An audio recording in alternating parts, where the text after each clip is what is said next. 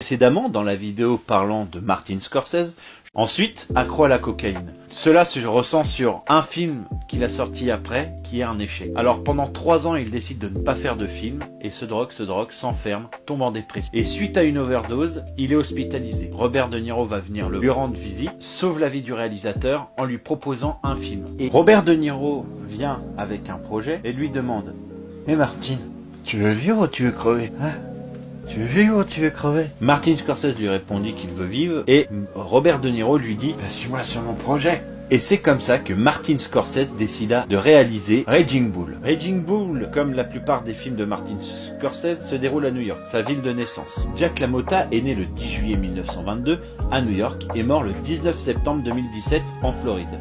Il a écrit le livre Raging Bull, dont est basé le scénario du film.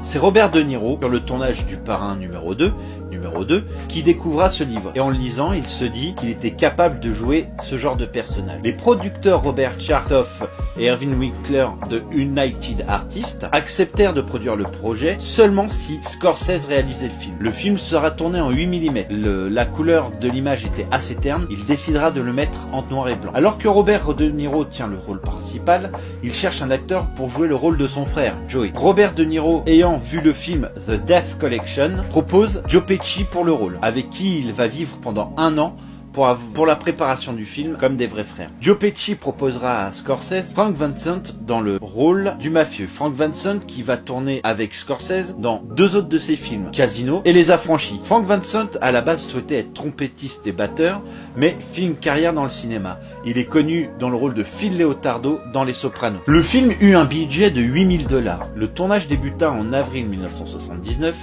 jusqu'en août, pour les scènes où LaMotta était boxeur. Elle a été stoppée afin que Robert De Niro puisse prendre 30 kilos en 4 mois. Lors des scènes où Jack LaMotta est à la retraite, Scorsese remarqua que Robert De Niro respirait très mal. Craignant pour sa santé, Scorsese tourna les dernières scènes dans un temps record. Le tournage eut lieu à New York, dans les quartiers de Manhattan et de Hell's Kitchen. Puis, pour la deuxième partie, en Californie, notamment à Los Angeles, dans les quartiers de Downtown Los Angeles, Grande Colapic, Auditorium et San Pedro. Pour un souci de réalisme, Scorsese décida d'utiliser qu'une caméra lors des scènes de combat. À la façon d'un participant, cette technique demanda un jeu précis de la part des acteurs devant se placer au bon endroit et au bon moment pour exécuter leurs mouvements. Ces scènes ne durant que 10 minutes dans le film, elles ont demandé plus d'1 mois de tournage. Le film sortit le 19 décembre 1980 aux USA et le 25 mars 1981 en France. Comme nous l'avons vu dernièrement, il y avait un certain temps de décalage pour la traduction en français, mais on en parlera plus tard. C'est un demi-échec lors de sa sortie, mais il fut tout de même nommé 8 fois aux Oscars et remporta de celui du meilleur acteur pour De Niro et celui du meilleur montage pour Thelma Schoonmaker, monteuse historique de Martin Scorsese qui a monté tous ses films